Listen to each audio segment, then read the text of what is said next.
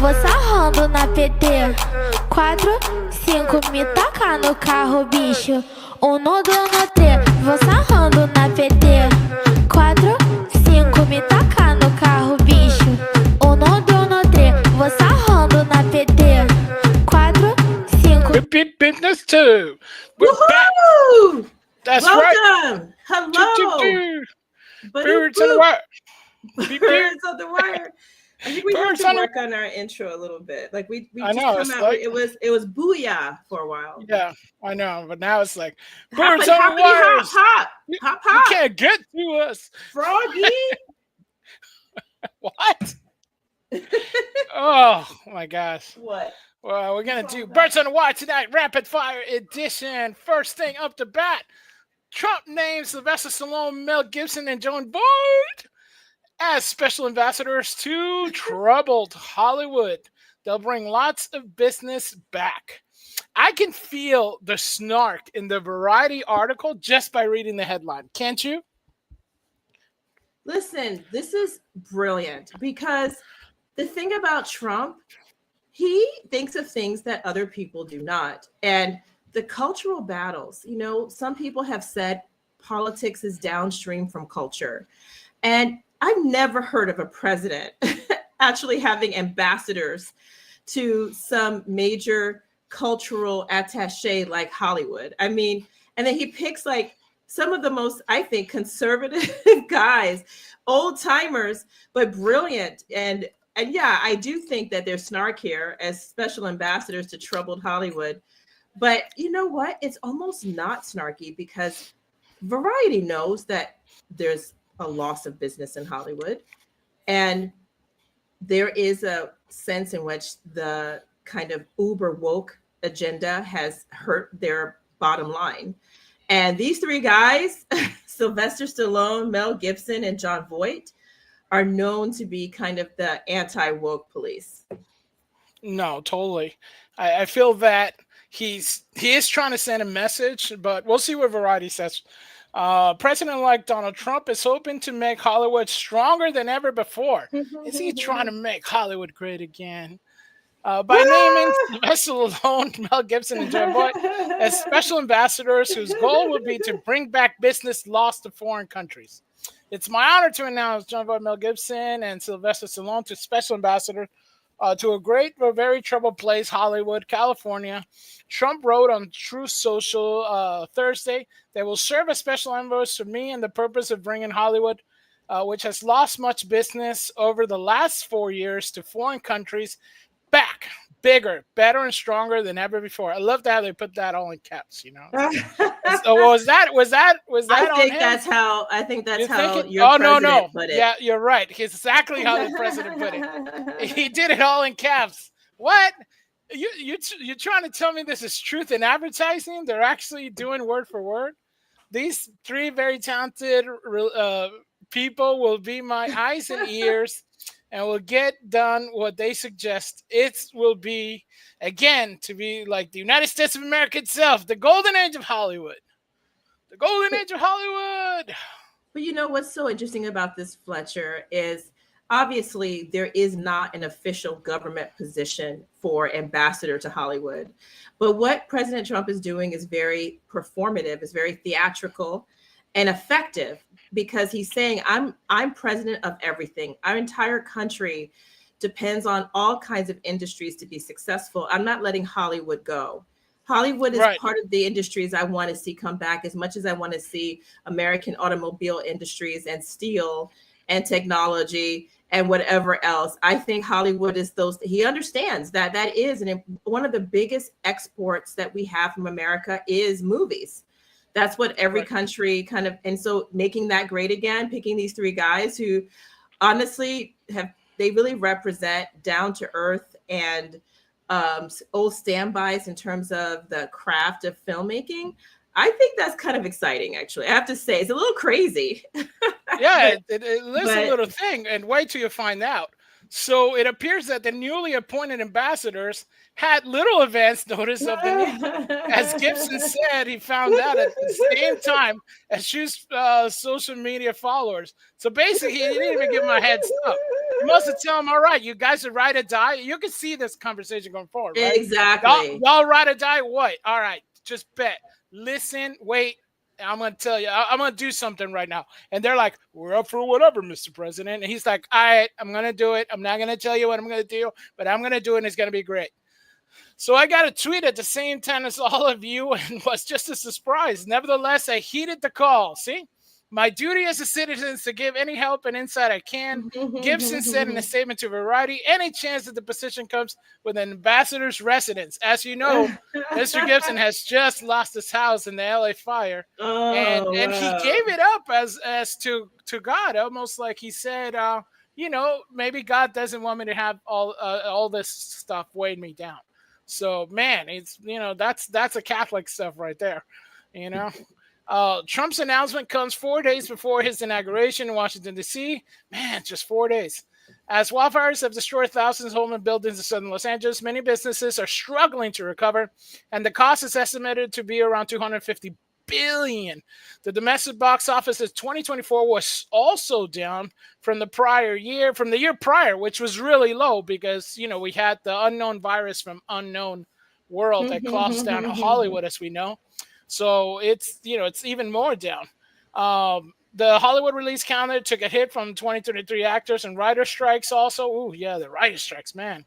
Last year's revenues were $8.7 billion, down 30.3% from 2023 and 23.5% from 2019. The last pre-pandemic year, which reached $11.3 billion. So it looks like they do need some help on this. Stallone, Gibson, and Voight has been vocal Trump supporters in recent years. Stallone introduced the president-elect in Mar-a-Lago Gala in November, calling him the second George Washington. Gibson voiced his support for Trump and slammed Kamala Harris' intelligence ahead of the 2024 election. And Voight spoke in depth about his admiration for Trump in Variety's cover story last year. After being blacklisted from Hollywood for years after anti-Semitic comments. It's always, right? Gibson returned by directing the Oscar-winning film Hacksaw Ridge in 2016 and has upcoming action movie Flight Risk, starred Mark Wahlberg. I'm going to check that out, and when it comes out, we'll do out of the movie theater review for that one. Stallone has recently starred in the Paramount Plus drama Tulsa King, which is epic. Go check it out. And co-wrote and produced the upcoming Jason Statham action movie, The Working Man, which looks also epic. Voight most recently appeared in Francis Coppola Megalopolis and the biopic of Reagan with Dennis Quaid and President Ronald Reagan. We were managed to check that out. We didn't really get the chance. I know you really wanted to watch that one, but I think at the end of the day, what's really neat about this is I do believe it's meant to be an honor to these guys. I think that he, obviously, I don't think they have to worry about, getting sworn in through Congress or, having anything like a background check or anything else. It's just an honor to say that these three actors have been stalwart supporters of him. They haven't shied away from expressing their opinions, which are often at odds with Hollywood types because they're not, part of the status quo there. They have been very open and honest about that. And you know what? President, we might as well say president, he's soon to be there, God willing, is very loyal. And I think that is why, he did this. So we'll see how it works out. I think the three of them might actually get together and actually do something with this title, with this honor. Let's see what they actually do. That is very interesting. Yeah, I can see them happening. But another thing that is happening is Trump reveals a list of people blacklisted from an administration that are suffering from TSD. Can you tell our fine audience that might not know what TSD is? Well, I would first tell them that it's TDS. TDS. Mildly dyslexic. Beat me again. It's Trump derangement syndrome. And I have seen this up close and personal. I have a family member. And listen, I wasn't even, you all followed us during the election. I was open-minded. I didn't think Trump had a foregone foregone conclusion from my vote. I wanted to hear everything that everyone had to say.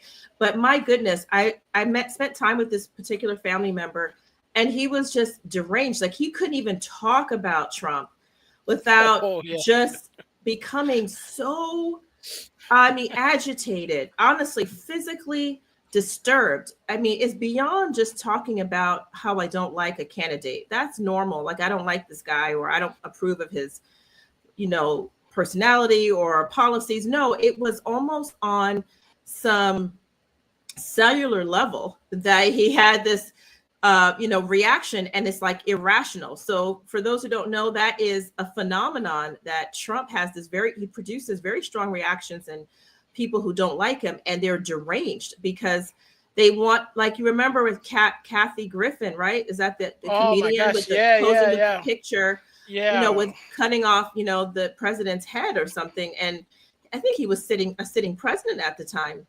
These are things that people don't typically do with just similar situations with politicians they don't like. So there's something about Trump. So it's called TDS. And it looks like Trump is saying there's certain people he's not going to allow to be part of his administration, as much as they may want to get back in there because they've shown symptoms or signs of this disorder. Right. So it looks like there's some rivals with Trump derangement syndrome. And This is coming from Red State. One imagines he must be getting requests from some folks associated with previous political adversary trying to weasel their way into the administration. As such, he touted his hiring efforts for the coming second term and blasted everybody for a short list for trying, nay, daring to latch on. As of today, the incoming Trump administration has hired over 1,000 people from the United States government. They're outstanding in every way, and you will see the fruits of the labor over the coming years, he wrote on his true social media platform. Late Wednesday evening, we will make America great again, and will happen very quickly. Then delivering the candor, humor we're all grown accustomed to. At his point, he requested some people stop trying to reach out. So this is what he said.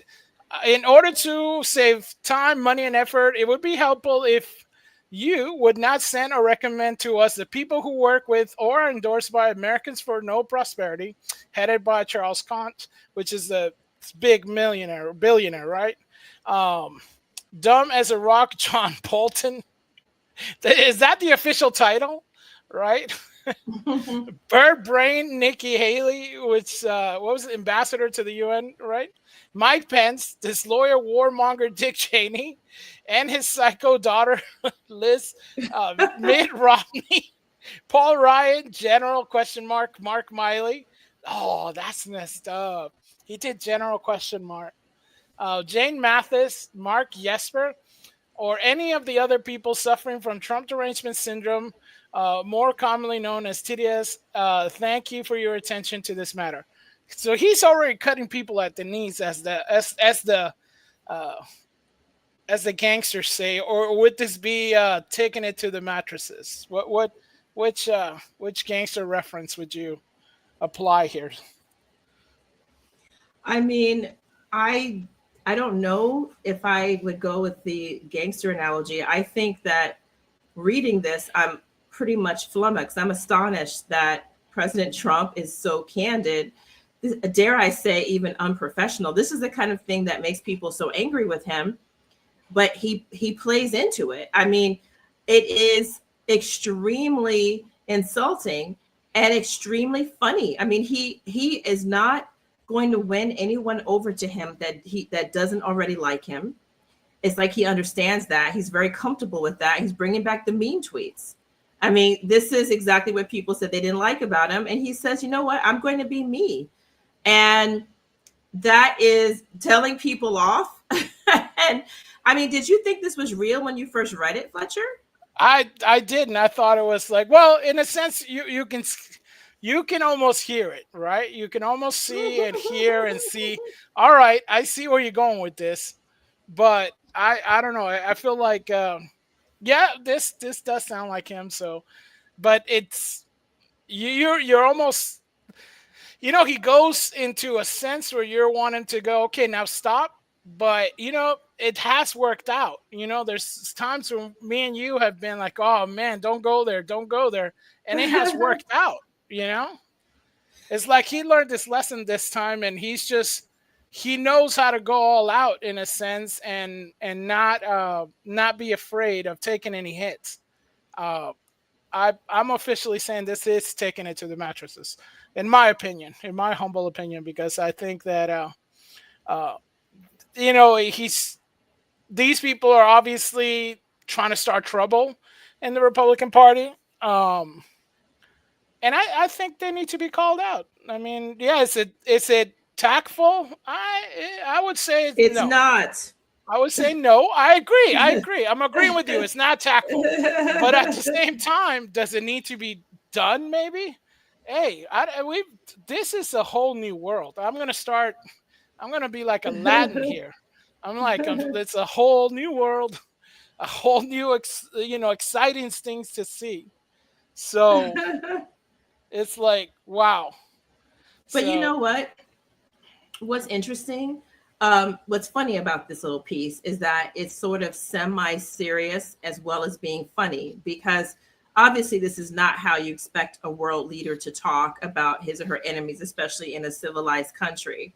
But at the same time, he does make it sound serious when he says, "Thank you for your attention to this matter," as though it were a real, letter.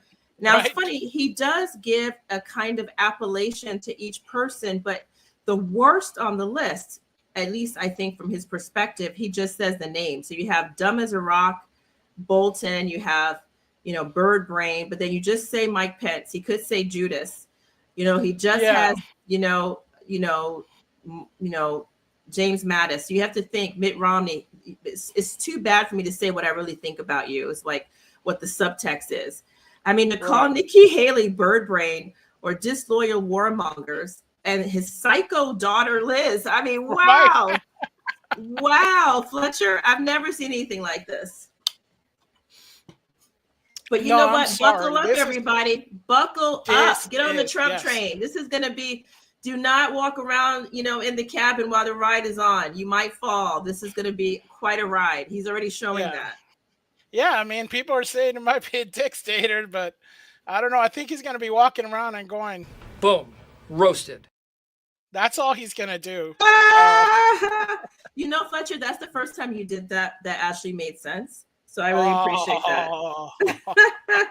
That was really good. That was boom roasted. Yes, it was. They do have to watch out, because Trump team expects their war chest to reach 500 million by summer.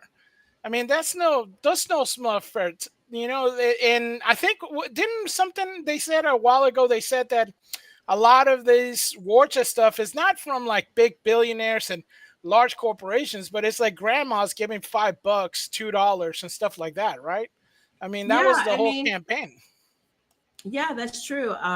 Apparently the biggest donors were received by the Harris campaign. They had the biggest single donors, but actually in an interesting way, President Trump mirrored President Obama, because Obama also got a lot of like little old ladies sending their $5, and he was very popular as a candidate. Trump also has gotten that. Like, he has big donors, certainly, as did Obama, but they have a lot of these like individual, donors. It kind of reminds me of when McCain ran. He didn't get very much from the people, but then he called in, his vice president, Sarah Palin, to be, and a lot of those kinds of donations came in. So it definitely shows a lot of popular support. No, truly. And so it looks like Trump's crash deposits could help him prevent from becoming a lame duck president, fund the 2016 America First candidates, and extend his influence into the political sphere after his term ends. The money isn't just poured into Mar-a-Lago. Trump doesn't have a lift a finger. Everyone's coming in, the anonymous Trump advisor told Axios. We're looking at $500 million by June, and we're on track. The person added, it's sort of a target, but it's just realistic projection of what's happening. Trump's political accounts include President-elect inauguration, MAGA Inc., Securing America's Greatness, the Republican National Committee, and a fund geared towards his presidential library. Trump Inauguration Committee raised over $170 million thus far, a record amount of money any previous inaugural committee. 5 people briefed the conversation, told the New York Times. The 170 million mark, which could have reportedly 200 million, outpaces Trump's reported 2017 inauguration committee boost of 107 million. So he's already like leaps and bounds. The record-breaking numbers underscore how companies and top executives appear eager to curry favor with Trump as he readies to take office in a matter of days. Meta, Facebook, and Amazon all donated to Trump's inaugural committee. The Electronic Payments Coalition also gave $1 million to the committee. Breitbart News learned Thursday. The group's member called Visa and Chase, which is, we went from being defunded to now funding, which is a little bit crazy. I think the interesting point here is that despite the fact that he will be a one-term president this time around, again, by design, since he can't run for election again, he still, as they said, is not a lame duck if he can influence what comes after him by putting money towards it, which looks like he will have surplus money in order to be able to do. And fund candidates and do all this kind of stuff. I mean, there's a lot of hats being sold. And those hats are paying a lot of people's ways. This is going to be kind of like, it's going to keep going. It's not going to be something that that's not, just going away, that I think they want to. So I think he's trying to secure that legacy now. Part of his secure legacy also comes from, the confirmation hearings that are going nuts. I mean, there's a lot of stuff happening in this confirmation hearing. Woo-wee. I mean, I think that this shows, honestly, a lot of talent on Trump's part, because for him to know who can withstand the heat like this and not back down, that is not just being qualified, it's also being able to get through this process, and not everyone is cut out to do it. No, completely. It's a lot of like blistering things. You okay? You think you dropped something? You okay? All right. Yeah, be right back. All right. So, female former colleague of Pete Henson slams Democrats for peddling lies, hypocrisy, and confirmation hearing. And this looks like it's, this is coming from Barbara. A female former colleague of Defense Secretary nominee Pete Henson at a veterans organization he led slammed Democrats for repeating lies peddled in the mainstream media and for their hypocrisy in supporting women. This Holly K. Talley, who worked for Pete Henson at the Louisiana Director I think it's Hegseth. Is that what it is? Hegseth? Yeah, Hegseth. Yeah, Hegseth. Hegseth. Hegseth. Mr. And Pete. he's being he's been quite attacked, not just in the media preceding these hearings, but also at the hearings. And he stood up for himself, and now, he has outside support. So go on. I just wanted to say that. Oh, cool. Yeah, no, I mean, it looks like he probably needed it. So I guess he publicly refuted the anonymous source lie that he took staffers to a strip club while at her state, but Democrats have ignored her and kept repeating the lie.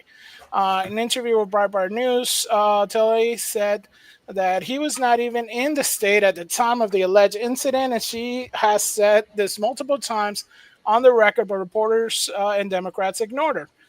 Pete has not even, he was not even in the state. He was nowhere in Louisiana.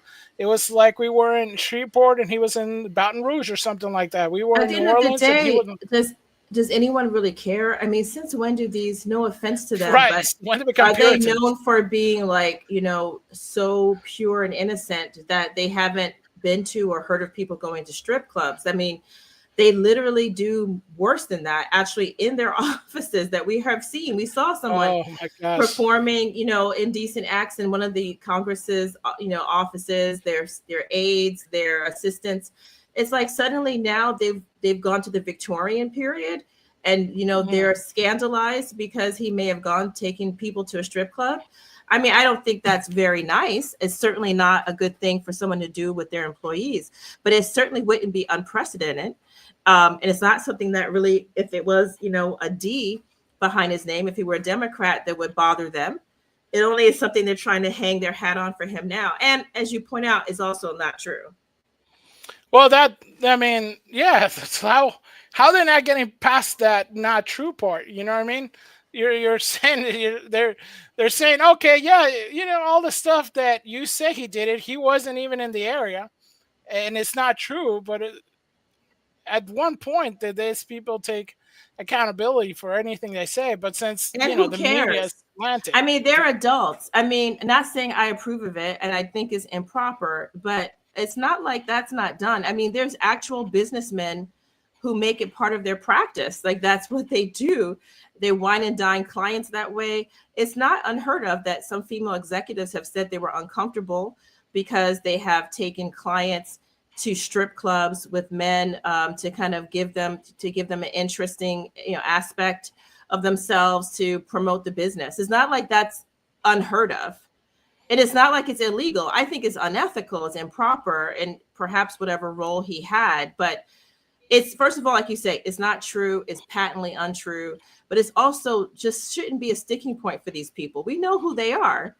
These are not like nuns and priests sitting up there, talking it. But he's not also, he's not trying to be confirmed as head pastor. He's being confirmed for defense secretary. I mean, people in the military, they're not always the most dancing through the daisies, right? I mean, we understand they might swear and might go to strip clubs. I mean, is that I mean, unless he forced someone to go, or right? force someone to perform in them, I don't see what the issue is. It's not, we're not electing him to head priory. Oh no, yeah, we want to make sure he's when the Point to time head gets ready, he's ready to take action. I mean, even he says, so he makes this definitive case where he's qualified to be Trump's defense secretary. So during his Tuesday Senate confirmation hearing, uh, he provided his best case yet as to why he's the perfect man to be President-elect Trump's defense secretary. Speaking to the Armed Services Committee, the Army veteran noted how the primary charge given to him by Trump was not to bring the warrior culture back to the Department of Defense, no, was to bring the warrior culture back to the Department of Defense. He subsequently detailed how he intends to make the Pentagon into an agency laser focused on warfighting, lethality, and meritocracy, standards, and readiness. Now that's reassuring because Yeah, all of that you want in your army, don't you? right. And here, or in your armed services. So look, Fletcher, that's a great quote. And this is exactly what makes them concerned. He wants to bring the quote warrior culture back. In Right. other words, not the Transformers, let's have men wearing pink lipstick and let's putting women in the front of combat, which he said he's against, which also caused some people to be upset. And, actually focusing on fighting and being lethal. I mean, that word lethality means let's kill people when necessary, right? I mean, that's what he means by that. Right. Meritocracy meaning no DEI. Let's not bring people in because they fit a quota that we're trying to fill, but because they actually have the qualities and skills that we need. Standards, making everyone come up higher and being ready for battle. I mean, that's kind of what you want for Imagine that. somebody in defense. Imagine that.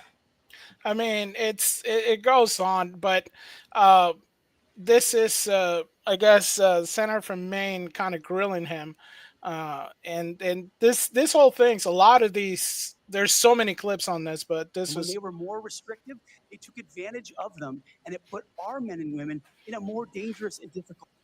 But let me. Oh, here we go. Sorry. advantage of them, and it put our men and women in a more dangerous and difficult place. And you believe for that future wars we fight, we need to have someone atop the Pentagon, sir, who understands how those ripple effects. Well, I just want impact to the men and women understand in your uniform. position. Your position is torture is okay. Is that correct? Waterboarding, torture is no longer prohibited, given. This is the whole like I'm gonna get you. You know, you're trying to say, hey, you know, let's waterboard and torture. They all go back to the waterboard and torture. Anytime They you're love trying that. to pick any, I mean, do you even know what happens in battle? But I think his answer is great. But what do you think about this so far? I think he's definitely holding his own. I think again that's something that Trump is magnificent at, finding people who can hold their own in difficult, challenging kinds of hearings like this, and not, you know, ones who are going to fall apart. I don't know if you remember back in the day when President George Bush had picked someone to appoint to the Supreme Court, Harriet Miers, and God bless her heart, but she did not seem as though she could make it, you know, through that entire process. They were coming at her with knives. She's at least she was a very conservative person. And everybody was kind of after her. But she eventually, I think, withdrew her name from consideration. And some say maybe it was a tactic. I don't know. I think he might have meant it. But this guy, you know, he's actually having fun. You can see Hegseth is actually sometimes smiling. He's actually having a good time. He knows that they can be awful, and he's not letting it get under his skin. No, it feels like he's on fire in this. Let's finish it up. Please reply. The circumstances of whatever war we're in. Is that correct? Senator, that is not what I said. I've never been party to torture.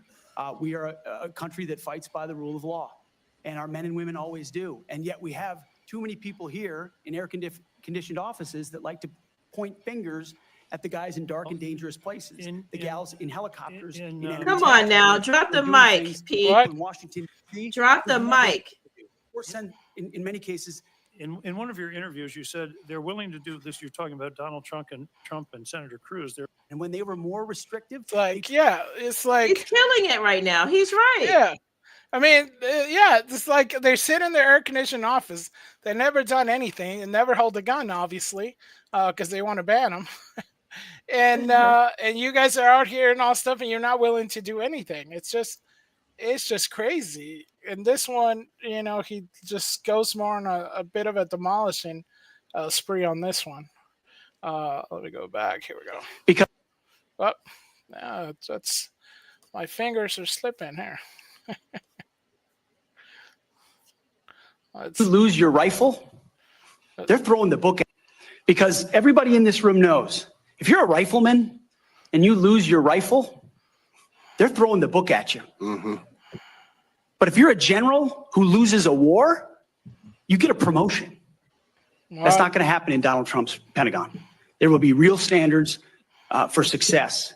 Everyone from the top, from the most senior general to the most lowly private, will ensure that they're treated fairly, men and women, inside that system.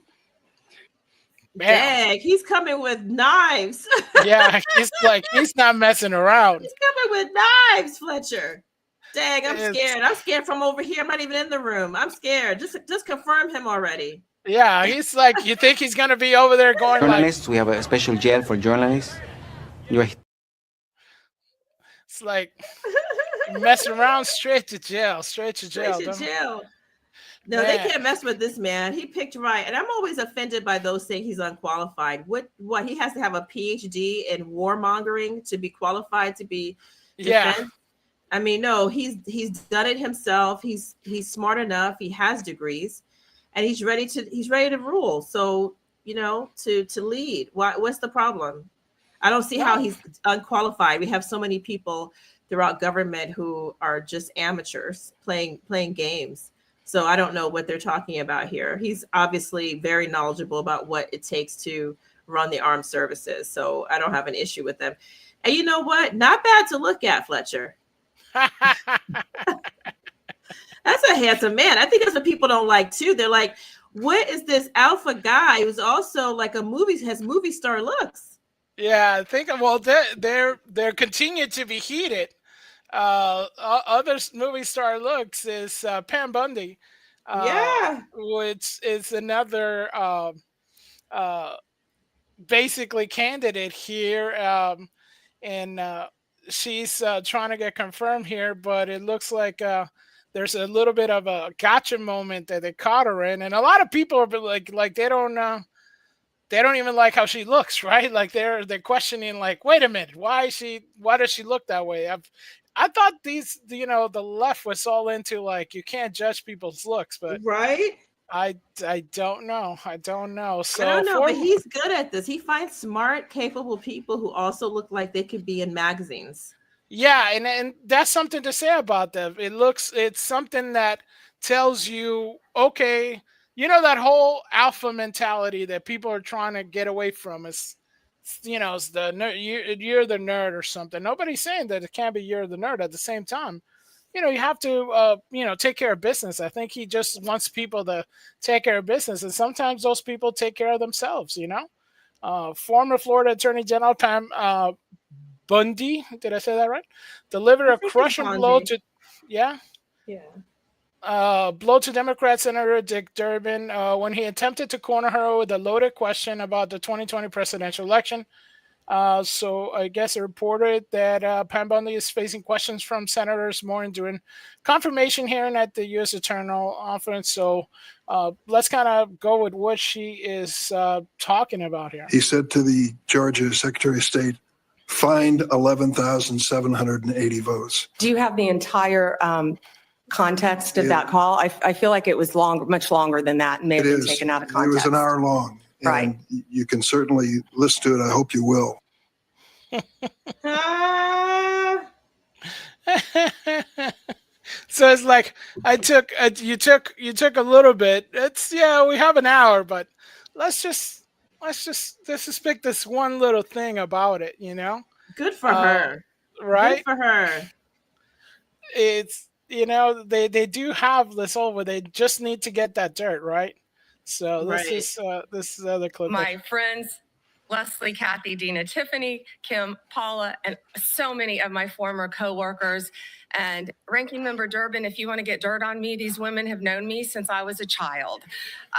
Seriously, most of them. So thank you for indulging me in that. They've all made a very long trip to be here. And thank you for holding my hearing as well.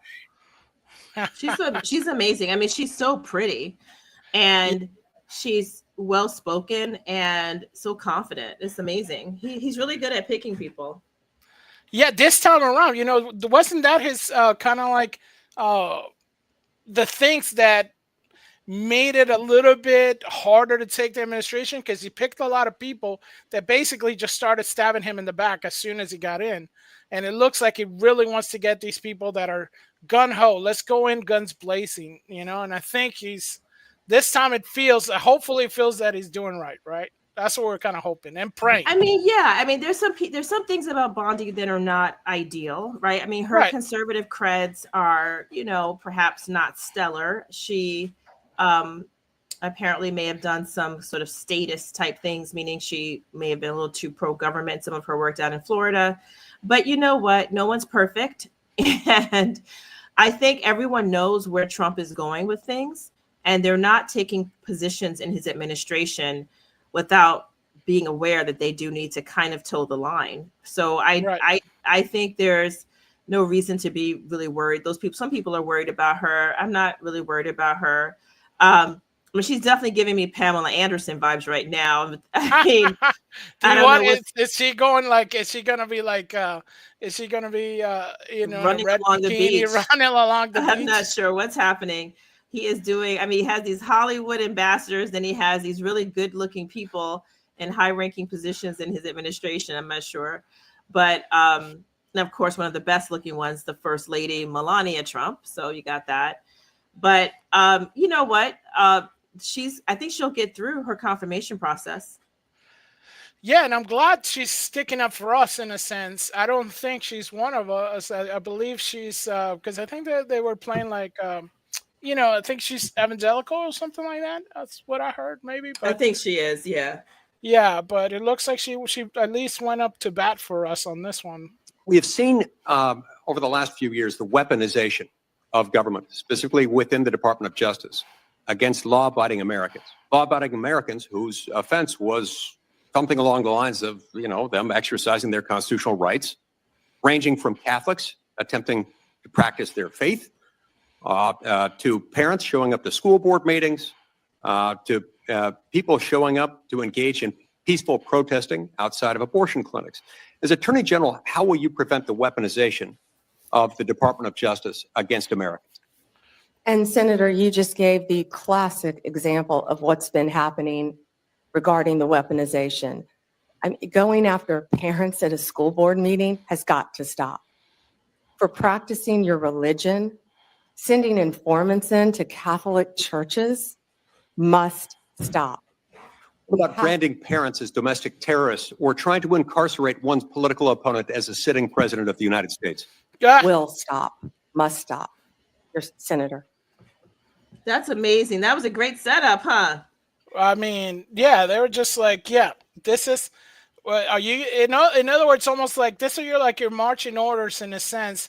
Is this what you're gonna do, or you're not gonna do this, or you know what I mean? So, I like that she's backing it up, but there's still some more good news on this. I mean, the thing, Fletcher, though, just to take that point again, please take note that that is what's happening. I mean, I think that people who are watching see the problem with the mainstream media, they don't report that. So when you talk to your crazy uncle, who wanted Harris, when you try to explain, they're literally taking people and putting them in jail for just practicing their religion, like praying outside of a center to Moloch. And literally you have people doing not much more than that. I mean, we saw that under this administration, and now they can't mediate it, Fletcher, because this is just pure looking at it. Now, CNN is not going to show that part, but those who are saying, I'm a tune in and watch, they get to hear that for the first time. Right. But that's what's happening, that actual alphabet agency people went to churches, mostly Catholic churches, to see who's there. By the way, for those listening, that tells you who's really going to be the real threat to this government, at least from their perspective, right? Is devout, traditional Catholics. Those are the ones that they were afraid of. They were literally, reportedly, and there were actually some whistleblowers from the alphabet place who said, yes, they thought it wasn't right that they would go and see the license plate of people in the church, mostly traditional Latin Mass Catholics. Those are the most traditional ones, the ones who will be a good bulwark against any kind of insurgency by the government. That's who they're afraid of. And they were bringing cases against them, right? Going into, literally, you couldn't be sure that who you're sitting next to at Mass wasn't an agent. That's what was happening. And it's been reported only in conservative and alternative media sources because, the big guys won't take that on. So I'm glad that they even acknowledged it, Fletch. No, truly, but it gets even better because this is Trump's pick for Transformation Secretary, Sean Duffy, as he leads his family in praying the Hail Mary before his confirmation hearing. I mean, wow. So far, it's like, come on, man.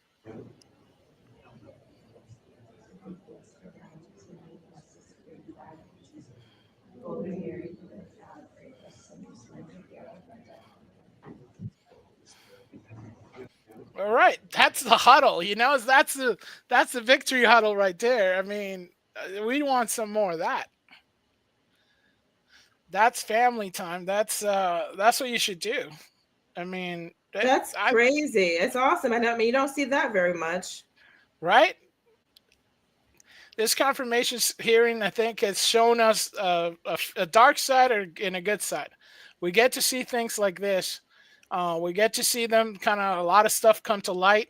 I like how the Trump administration is using the media now for its benefit by getting things out. It's not just like, oh, you're going to catch me. Now it's like almost like I'm going to catch you also, right? There seems to be like a more savvy type of candidate. And definitely a more church-going candidate. While the other side, we have this type of candidate.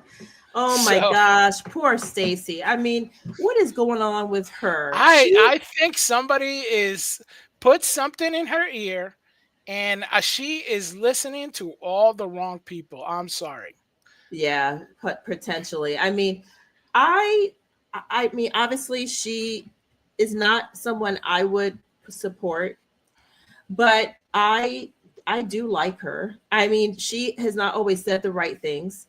I think she can be a bit out there, but I have sympathy for her. I cannot believe that she's now going to be in trouble. I think it's one of the most massive fines, Fletcher, that the state may have ever imposed, something like $330,000 in fines for her not properly allocating or disclosing her campaign financing for her governor race when she was running for governor, which she didn't win. And I think that really bummed her out anyway. She's been trying to Yeah. get on the national stage for a long time. I mean, people know about her, but she hasn't been able to make those dots, like get to become governor and then, get from there to something maybe down in Washington rather than in Georgia. I think she's trying to do that. It feels like she is spaghetti throwing at this point, but now it just seems like just everything seems to be pushing up against her. So it looks like the Georgia State Ethics Committee slapped her with a record $300,000 fine on nonprofit funding by her on this Wednesday for failing to disclose millions of dollars then entirely spent to aid her failed 2018 gubernatorial campaign. Now, this was her nonprofit. I don't believe it was her campaign. So I guess that's where the things kind of happen. So Democratic Georgia Senator Raphael Warnock said that New Georgia Project, allegedly nonpartisan voting advocacy funded by Abrams during the time the entity illegally aided Abrams' 2018 campaign until his run for Senate in 2020, according to the Atlanta Journal-Constitution. The nonprofit and New Georgia Project Action Fund, a closely aligned nonprofit, span a combined 3.2 million registering voters and attempting to pursue thousands of Georgians to support Abrams on her Democratic candidates on the ballot during 2018 campaign cycle, according to State Ethics Commission. Both entities engage in overly partisan activities without registering as an independent political action committee and fail to file disclosure reports in clear violation of state law and according to State Ethics Commission consent order. Now, do you think now this feels like they did it on purpose, or do you think this is just like they didn't just check their people? Because it seems, I mean, just by the name of it, it sounds like it's for campaigns, right? It doesn't sound like the organization was meant for do anything else. It's not like she's saying, get the kids' shoes and haircuts organization, right? It felt like this is an organization that was geared towards political work. And that's what they did. I mean, if I'm playing the devil's advocate right now. Yeah, I mean, I don't know. I think, they all, she's a politician, right? I think politicians have that reputation that they're not people we can trust, period. So I wouldn't be surprised if, she cut some corners, but I don't know that she doesn't do anything different than what anyone else does in those positions. That's the thing. But she may obviously have ticked someone off, or she's had her protection removed, perhaps because they know Trump's coming in office. A lot of things are happening that don't seem directly related to Trump that are in effect because people feel like, daddy's coming home. And a lot of, you see it all over the Trump, so-called Trump effect. People have noticed, people getting in line, getting in order. And, she may have not greased the right palms, not done the right things for the right people. And now they've picked on her. I think she probably has something there. But yeah, whether or not there's nothing to be said that she did, right with the funds, I don't know that would be true. I think, this comment here that she's a fraud, I don't think she's cut out for this gig. I wish she would try doing something other than run for office all the time. I don't know why she wants to be president of the world.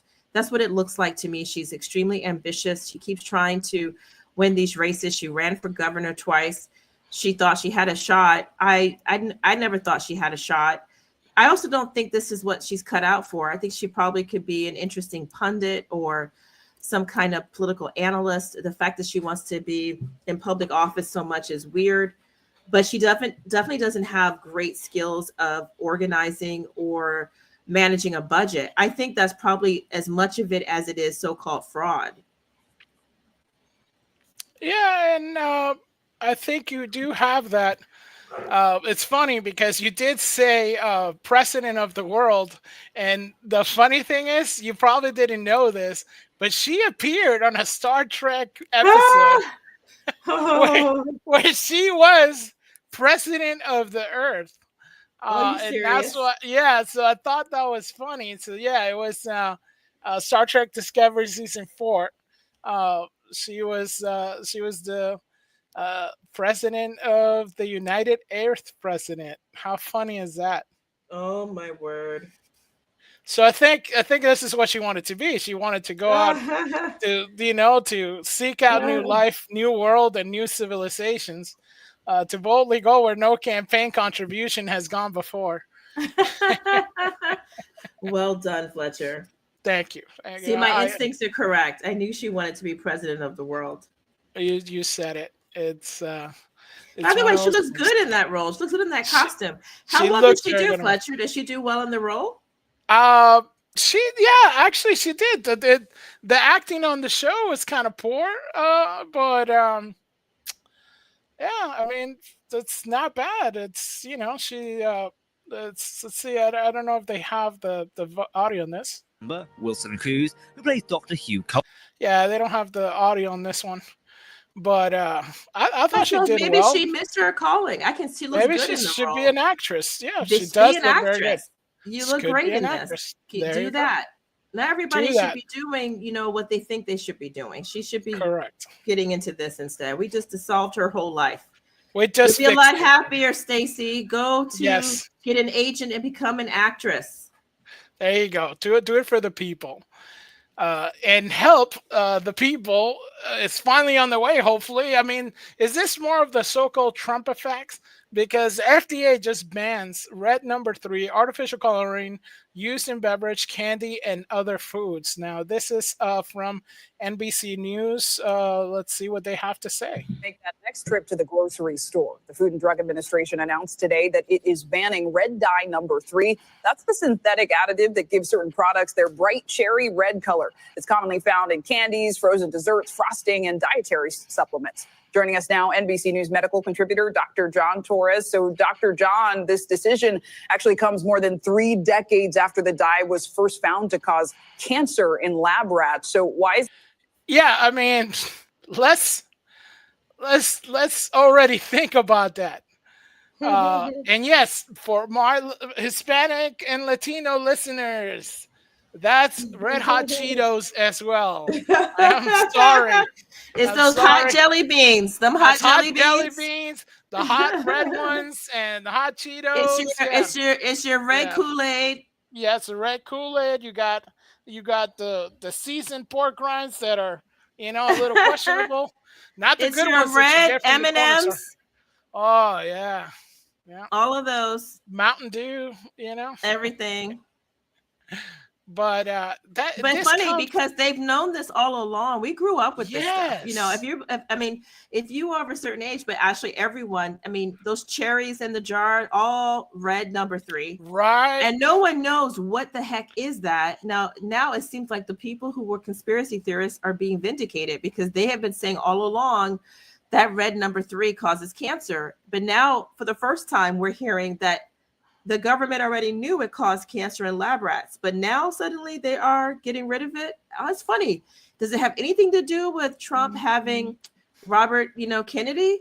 I don't know. Coming into his administration to work for, food and health safety? I don't know. Right. Imagine, because weren't they trying to already cover this? But hey, maybe that's what they're trying to do. Maybe they're trying to do something about it. But it does come a little bit of a surprise that now they're doing something like this. And who knows what else they're trying to kind of keep on the wraps. But it's funny that they're not doing this, back in the days. Like she said, that was like years ago, right? I mean, as she said it, it's like it's supplements and all kind of stuff, but it's been going on for a long time. First found to cause cancer in lab rats. So why is it just being banned now? Yeah, why is it just not now? I mean, and the reason it's being banned now is they finally have caught up to that research back from 1980. In 1980, it was found to cause cancer in rats at high doses, and they ended up in 1990 banning it from cosmetics because of that study. But in 92, they tried to ban it in food. That did not go through, and so now we fast forward to 2025, and they're finally doing this. Today, the FDA director for human health, for human foods, actually said that they are looking at this, and they are saying, because it can cause an issue with human health and animal health, or possibly, they want to make sure that they get it banned. And so that's what they're doing right now. Unfortunately, what is that even? What the heck? I mean, it's been it causes problems. So he's just repeating everything. It's like, well, it's known to cause problems. Well, we already know that. You already said that. Why would you not even, like, if you even thought that it could have a harmful effect, why wouldn't you just stop it altogether, right? It's not a magical thing to where, hey, we need this, right? This is not bacon, right? Oh my gosh, Fletcher, we don't need bacon either. What?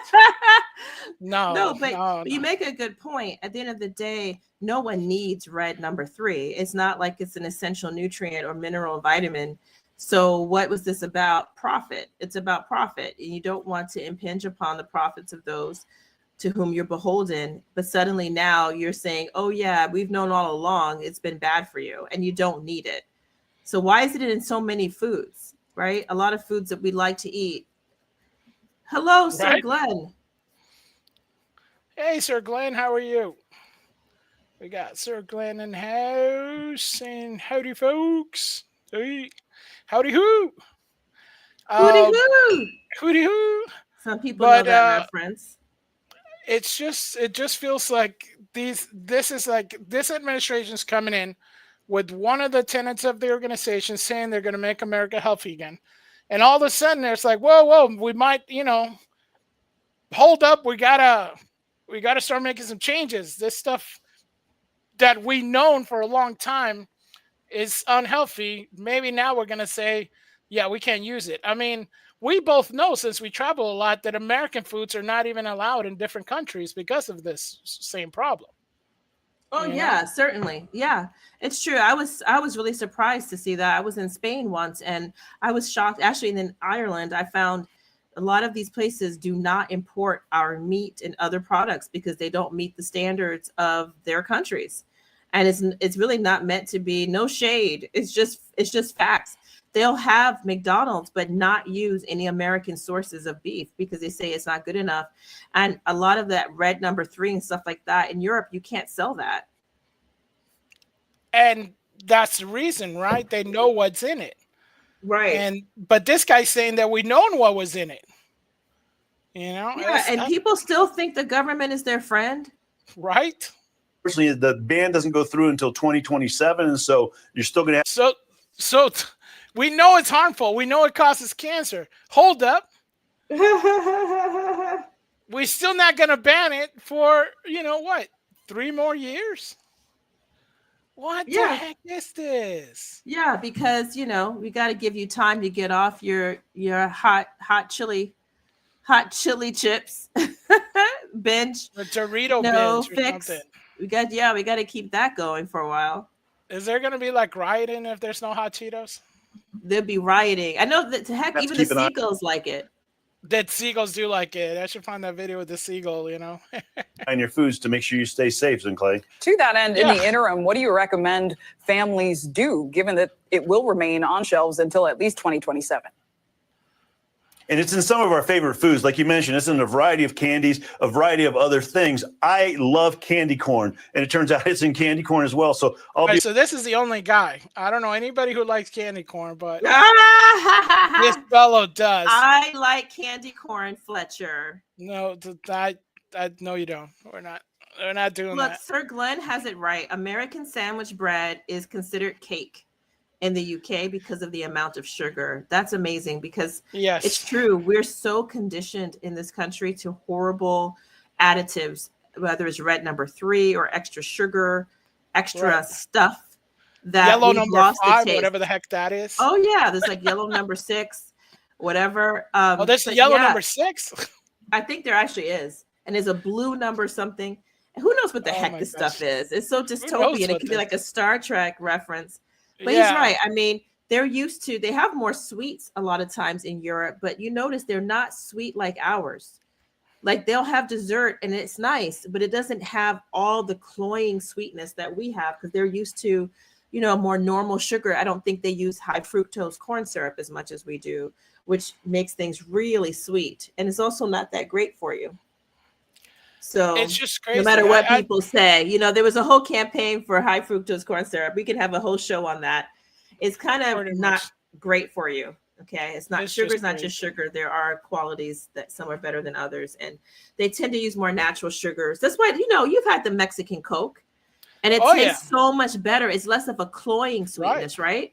Oh my gosh, I had the Indian Coke, and the Indian Coke has a little bit like the cardamom or anise kind of taste to it, but it still tastes kind of like a little bit like Mexican Coke.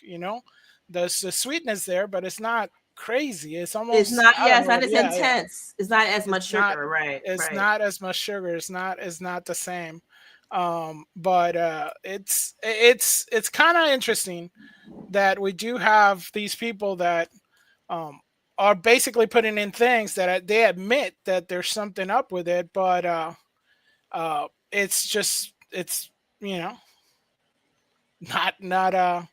not actually with the level of care, right? If I can say that, because they're telling you that it causes harm. I mean, I would think the lawyers will be all over this. I don't get what's happening. I on mean, this can stuff. we? I know those red hot chilies. I can see so many things that have these red Oh number my dyes. gosh!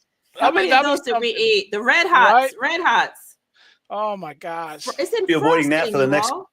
Yeah, it's frosting candies, frozen. I mean, you get those pops. Those. The quart of orders. You get the little jarritos. And you guys call them quart of orders.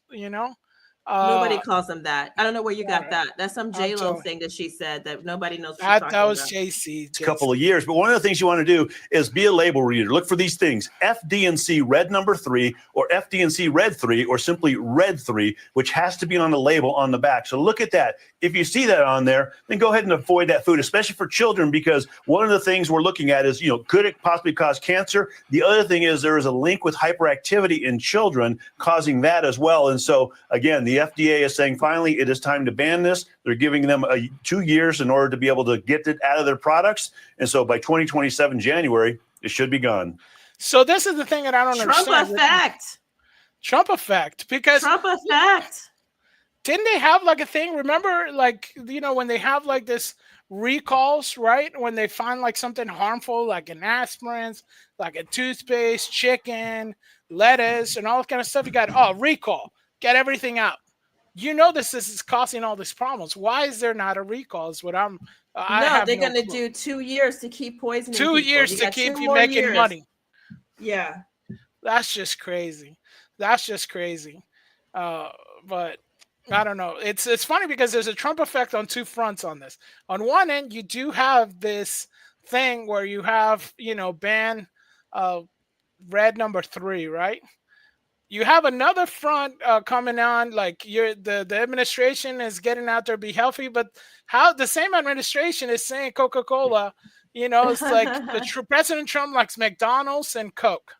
So now Coca-Cola CEO presents Trump with a special personalized Diet Coke ahead of inauguration. I mean, everybody's going nuts. I mean, if I was a liberal, our cousin that likes to, hate on Trump, my head would explode because I know they like their soda. Yeah, no, I think this is really funny. I think it's so funny that Diet Coke, I've never heard of Coke being on board with giving a personalized, Diet Coke or any kind of Coke for a presidential inauguration. Are they really, showing a lot of deference to Trump? And it would drive you nuts. If you have TDS, which we described before, Trump derangement syndrome, you're going to be really beside yourself that now when you pick up a Coke, it might be personalized. I don't know if they're going to do it widespread or just do one for him. I'm not sure. But at the same time, I would not drink that if I were Trump. I don't know if this is a Trojan gift. You think this is one of those? Yeah. Don't drink it. Don't drink it, President Trump. You say Trump should get his Coke from Mexico. Put it in a glass case and just leave it there. Don't drink it. Oh, no. Yeah, so I guess Coca-Cola on Tuesday presented President Donald Trump with a personalized Diet Coke ahead of his historic inauguration. They shared it on X. So it goes like here. Tonight, President Trump received the first ever presidential commemorative, is that what it is? Inaugural Diet Coke bottle from Chairman and CEO of Coca-Cola Company, James Quincy. Now this is the presidential Coke. Wow. So, as you have it here, this is the presidential Coke. President Donald Trump. That's kind of nice. I think King Fletcher and Queen Ursula should have their own, decorated Coke. We need our own personalized Coke. Yeah. What's up? In honor of our channel, Indignant Desert Birds. Come on, Coke. Yeah. Give us a call. But we don't drink Coke. What are we gonna do? Well, it's like we drink Coke like once in how long? It's a Diet Coke. Oh, Diet Coke. Yeah, is that what it is? Well, we can do what I hope Trump will do, which is just frame it and not drink it anyway. Don't know. Hopefully, right? Yeah. Hopefully. No, I mean it's great. I mean a lot of these companies we've talked about them going so-called woke. For Coca-Cola to give him this honor, I think that's really stepping outside of what's the normal, milieu, what the normal, standard is. I don't think people think that's cool. So good for them. No, totally. I feel like a lot of companies now are doing something different and it shows. I mean, we even got your favorite. So it looks like Starbucks revoked open door policy to enhance customer experience. What? I mean, Starbucks used to be the place where it's like, you're going to go there, you get a coffee, get mugged. I mean, that's the thing. I mean, right? Starbucks definitely has a kind of, I don't know, hippie, populist kind of attitude towards things. They were very much in the bag for Hillary Clinton when she was running against Trump. I don't know if you recall that, Fletcher, but they really came out for that. They came out for all kind of rainbow initiatives. They got all kinds of, they always went to the side of, the far left, right? Well, now they are coming around where they're saying, you know what, it doesn't pay off to let people, which was their old policy. You didn't have to buy anything to hang out at their cafe. You can come in, sit there, use the Wi-Fi, use the restroom, but it made for a really unpleasant experience for others, right? Because sometimes the homeless and people who really are homeless, but they're more than anything, they're deranged, and they're coming in there, and Starbucks would do nothing against them. And so it was becoming kind of unpleasant. But they were saying in the beginning, this is our culture. We don't want to put anyone out. You don't have to buy anything, yada, yada. But now, I don't know, Trump's coming to office and now they want to make Starbucks great again. And they're like, yeah, you can't come in unless you buy something. Now, they also may have lost some money. It could be, yeah. Whenever, it's funny, when this great benefit companies, they start to come in and lose a little money. That's when they start talking. So the coffee giant has revoked a key policy that allowed anyone, including non-purchasers, to use its cafe, space, patio, and restroom. This policy had been in place since 2018. The company announced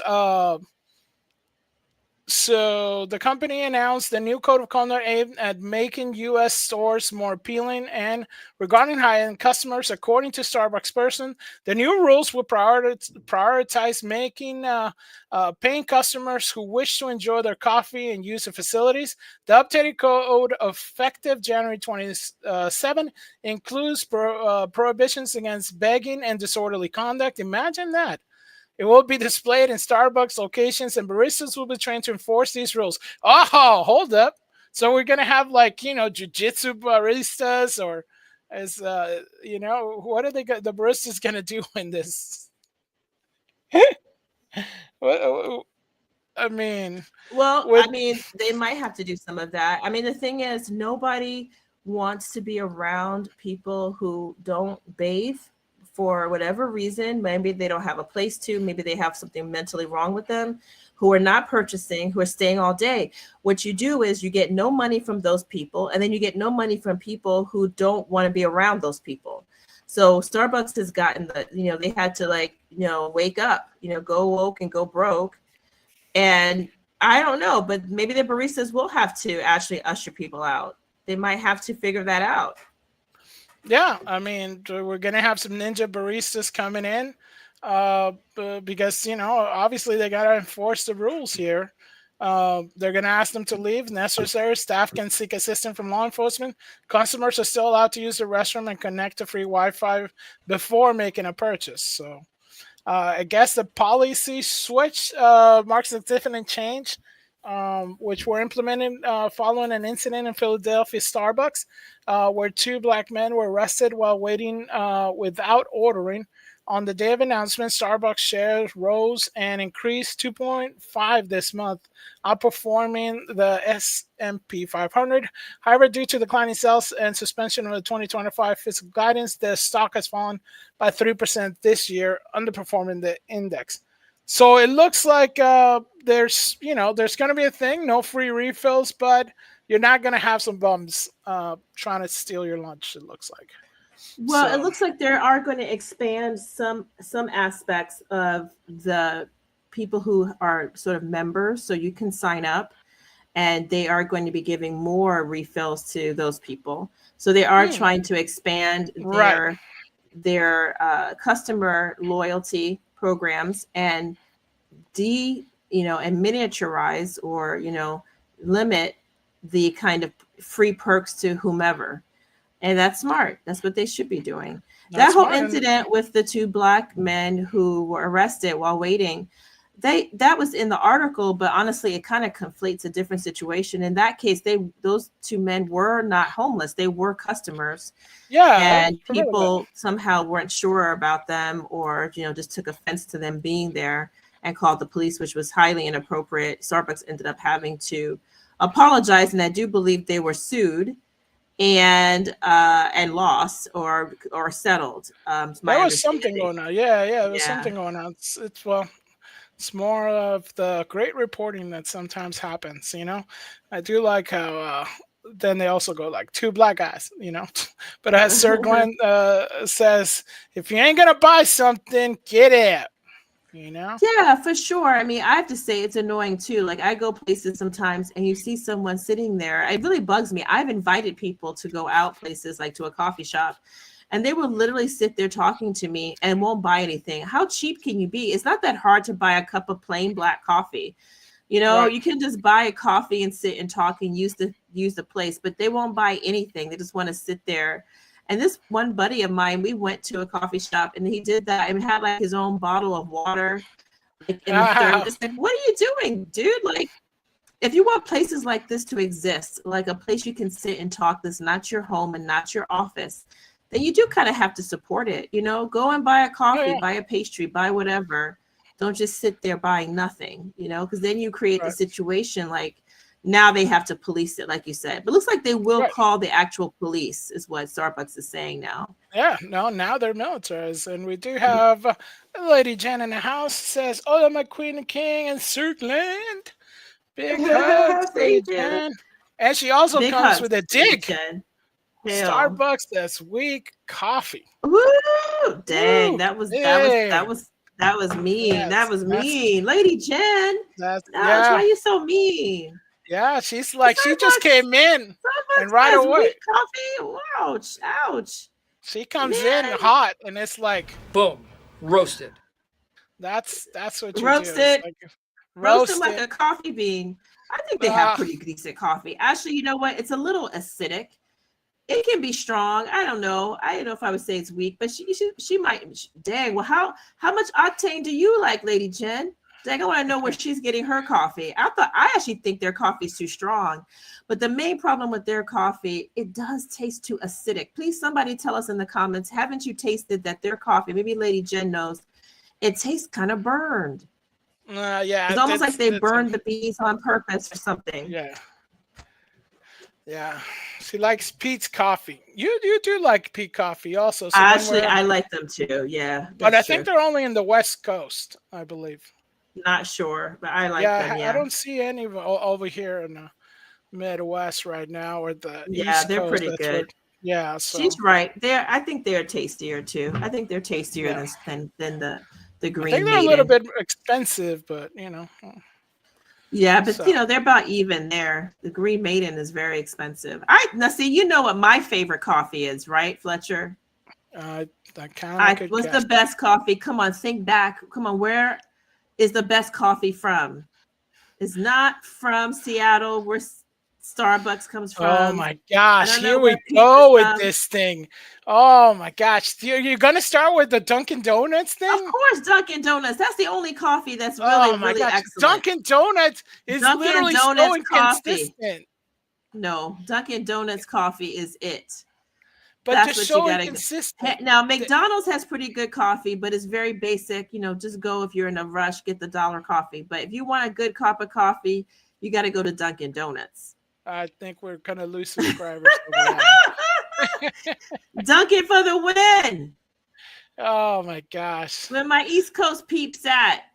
Yeah, they're all saying yeah, maybe. Yeah, who maybe. remembers the commercial? Was it during the Super Bowl last year, Bowl, Fletcher? yeah. With Ben Affleck doing a whole bit for Dunkin' Donuts. Yeah. That's It pretty was funny. Dunkin' Boys or something like that. So. It was great. I mean, not always a fan of his, but have to say that was good work. It's hilarious, and it's all about Dunkin'. It was I think all J-Lo about Dunkin'. showed up too.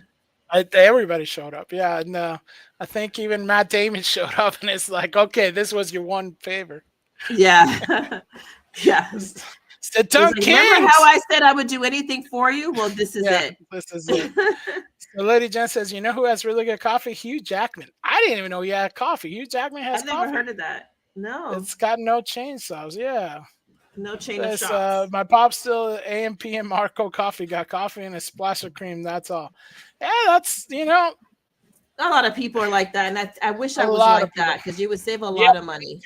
I also wish that you were like that. Yes, and very it's much. a lot healthier. It's a lot healthier. I think all those stuff they do with Starbucks, all those creams and all kinds of things, it's just extra sugar and fat for no reason. Oh yeah.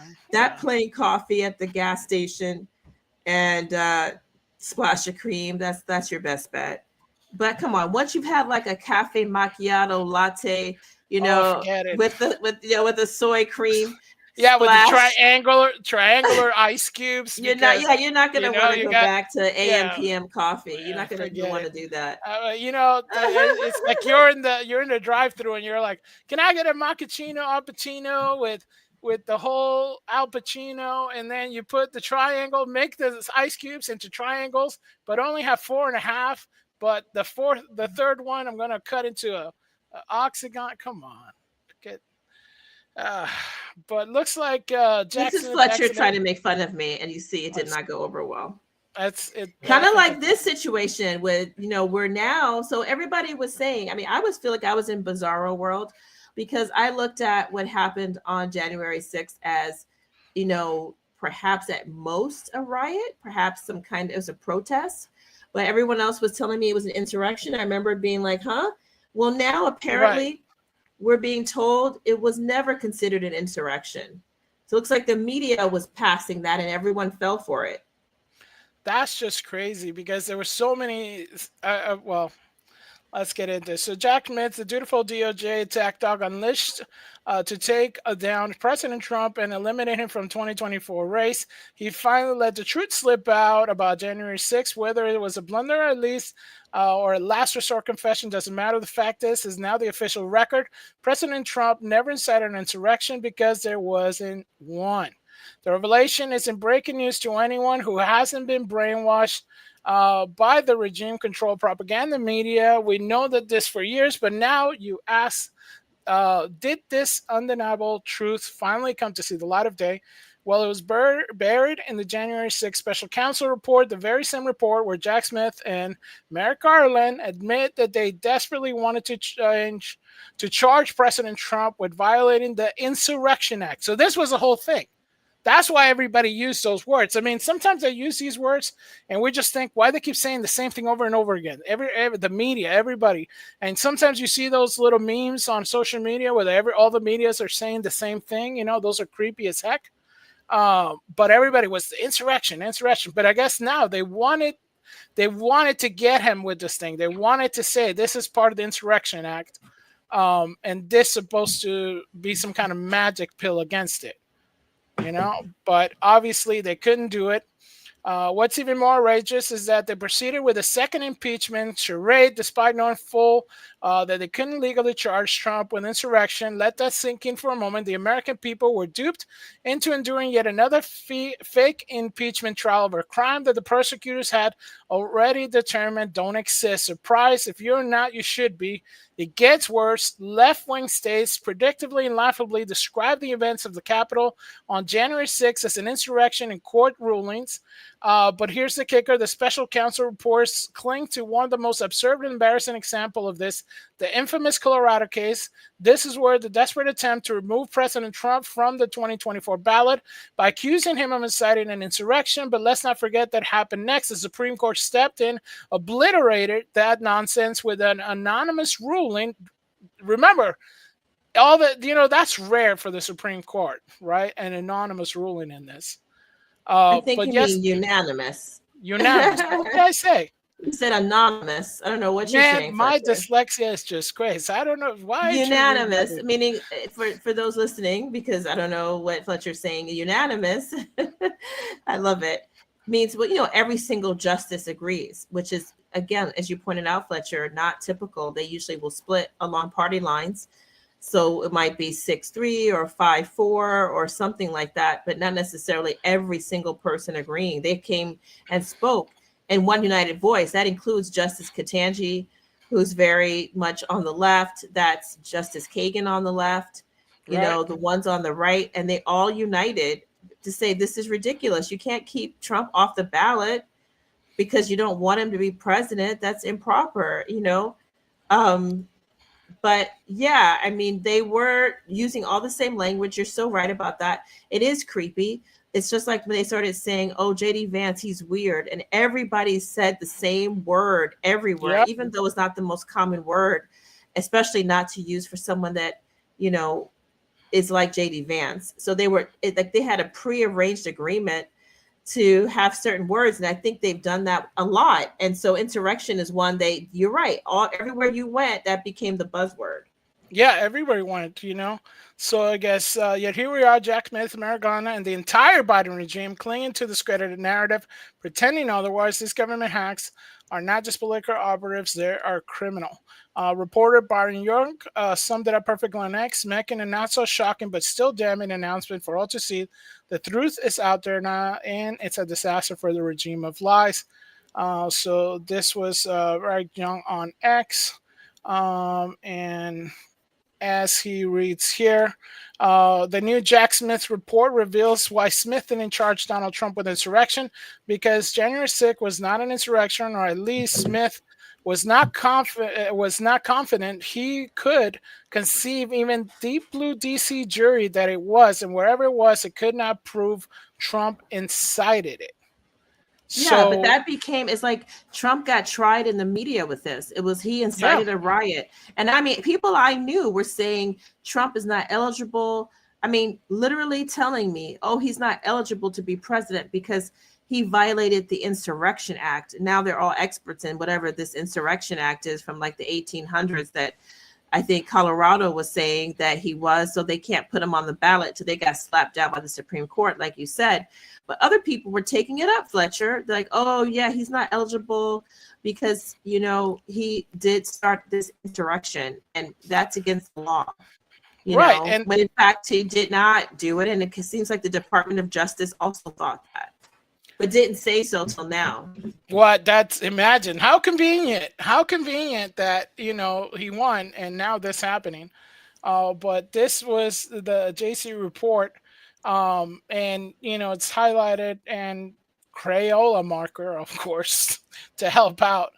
So according to Section E, other charges the office considered but ultimately upped against bringing other charges. One potential case was 18 U.S.C. 2383, sometimes referred to as the Insurrection Act, which provides that whoever incites, sets foot, assists, or engages in any rebellion or insurrection against the authority of the United States or the laws thereof, or gives aid or comfort thereof, shall be under the title of imprisonment no more than 10 years or both, and shall be incapable of holding any office in the United States. Right? So that's what they were trying to get. Obviously, how can you do that if we got President Trump saying basically, you know, hey, keep it peaceful, and then, but it just, you know, it just. I feel manipulated because honestly, I didn't know how to think about January 6th. I knew that there were people in jail who, in my opinion, shouldn't be there because I watch the news and I know a lot of people do a lot worse than they are alleged to have done, who got out with a slap on the wrist. And yet some of these people were put in what they say are really unfair and just terrible conditions and still in there, you know, for years. And you have people who literally have caused real harm to society, not these people. So I never thought that was legit. But now it seems like we're really manipulated because you're telling me the Department of Justice honestly didn't think there was even a insurrection. So why did you bring all these people to jail that are still waiting to be pardoned by Trump? That's it. That's another thing. I guess I mean, this goes all the way deep, and who knows what this whole thing was, especially since we know that 3 later agencies were involved now. We don't just know how much, but I guess they kept filing on. Remember that Supreme Court you know, case that was basically it wasn't like thrown out or something, I believe, but that's what they basically cited. The Colorado Supreme Court found that Mr. Trump engaged in insurrection. And I think we were talking about that one time, not on air, but we were talking about that Colorado Supreme Court case had no law, from my understanding, and was brought about just by activist judges. And they were just basically citing on, it's almost like, hey, they called Colorado and said, yo, we just passed marijuana law over there, so we know y'all high. So why don't we just make up some gobbledygook and then we're going to take it up, you know, and maybe it'll work. It's this crazy. I honestly thought it was some Banana Republic stuff. I thought it was really embarrassing. I think every single Supreme Court, you know, justice of Colorado should resign. I think it's embarrassing. I mean, you have a United States Supreme Court saying you guys are complete doofuses. No one agreed with them, thinking that Trump should be off the ballot because he was never found guilty. Even if he did commit insurrection, don't you have to be found guilty of it? These people were saying things like, no, it doesn't say in the Constitution you have to be found guilty. You can just, decide for yourself? Where is that constitutional? Even if you catch someone red-handed, you still get them, they get the right to a trial. You don't get to just say, well, it looks like it to me, good enough for government work. Tell me how you're going to not let Trump have a chance to clear his name or say his side of things. You just, as a judge or the, you know, Colorado, you know, Commission of Voting decided, we decided you violated the law, so you can't be on the ballot. Wait a minute. I think Colorado really overplayed their hand. I think they thought other places would follow them up, and therefore we wouldn't have Trump being inaugurated next week. Yep. And I think Vermont tried to do it, but then kind of maybe backed down after what happened to Colorado. You just look real foolish. Yeah, you do. And this is the document, guys. I just put a link to it in the chat. So if you guys want to check it out, it's document, everything is in there. That you can check it out and see exactly where your government dollars are going to for this ridiculous charade. But don't kind of take it from us in this instance, right? I mean, you could take it from the president itself of what he said on that day, if you want to, because here it is. We'll soon be marching over to the Capitol building to peacefully and patriotically make your voices heard today. Oh, gee, peacefully and patriotically? Peacefully? And make your voices heard, not overthrow the government. Right.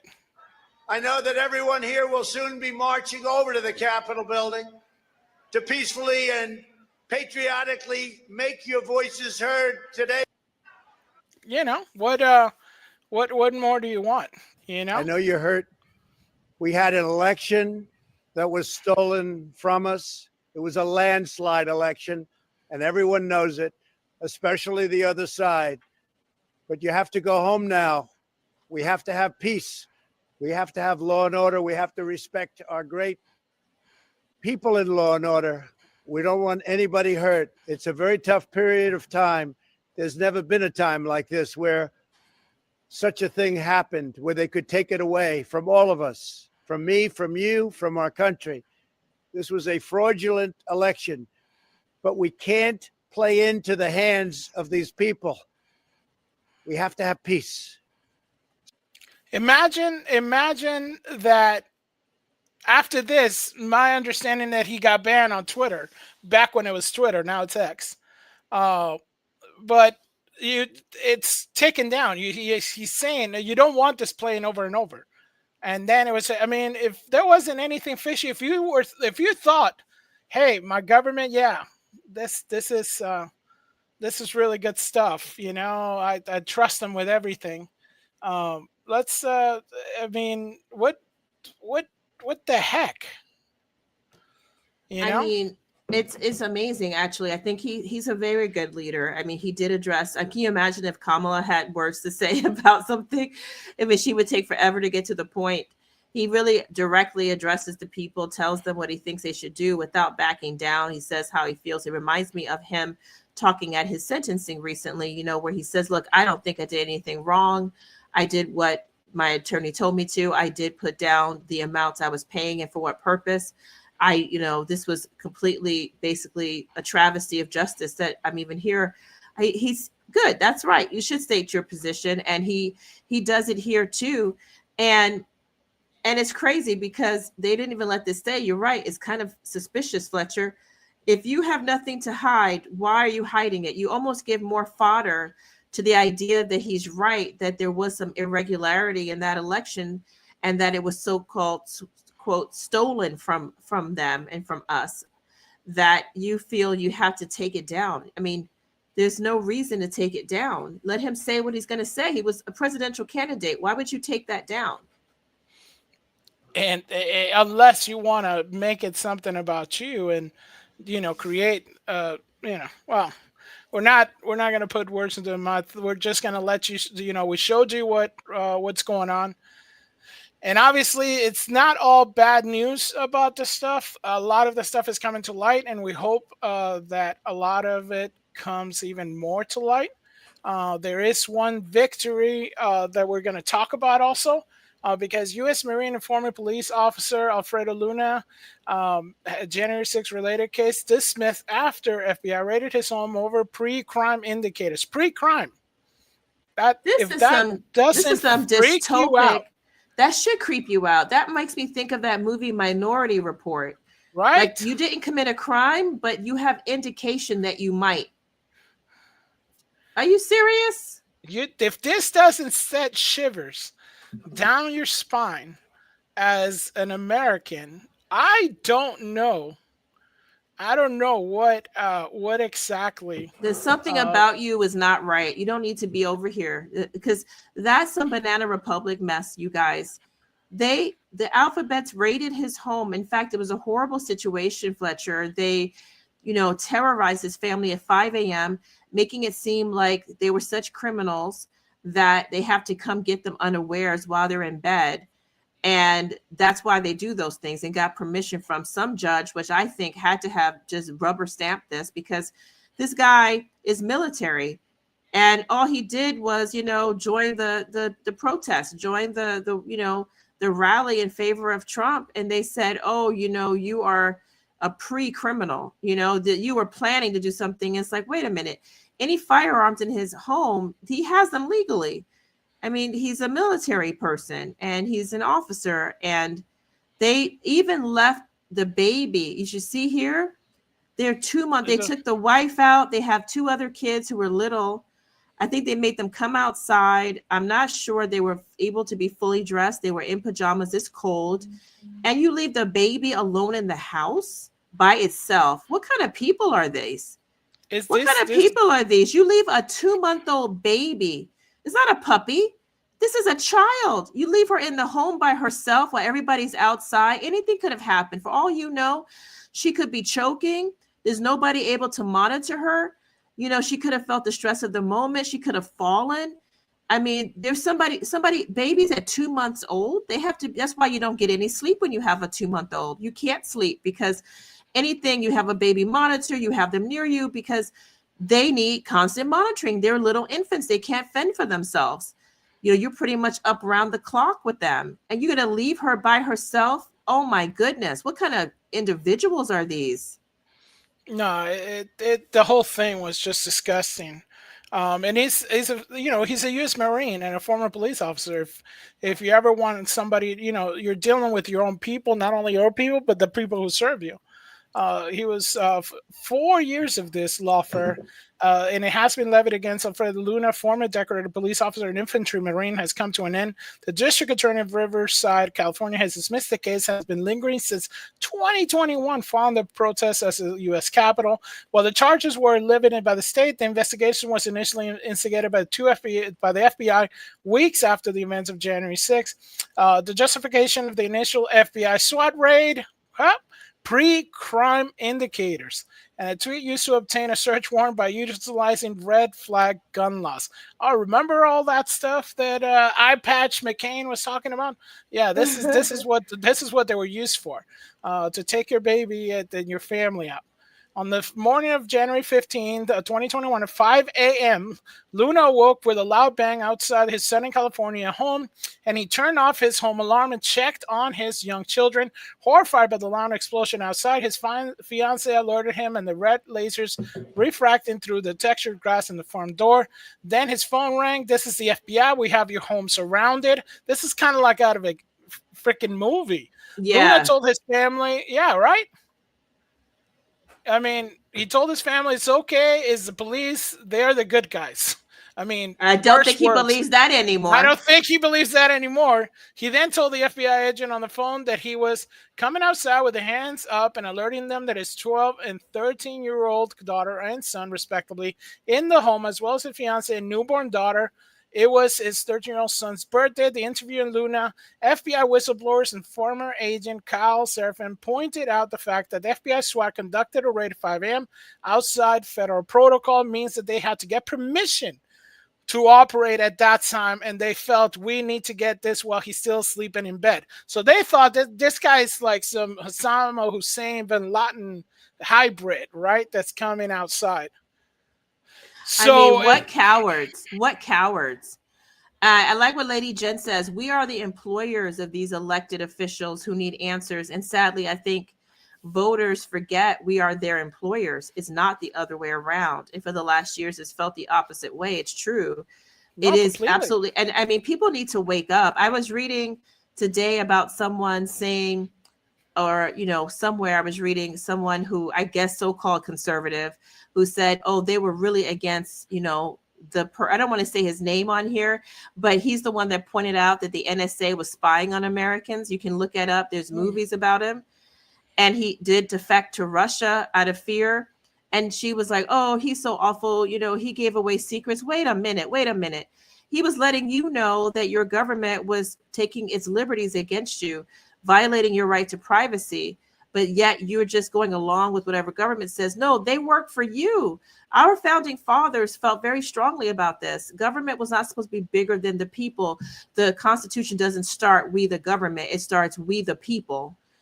And this is not we the people, you know, to have some early morning raid when they know they do that too many times, Fletcher. No, completely. And often just because somebody exercised their First Amendment rights. That's what I keep hearing about.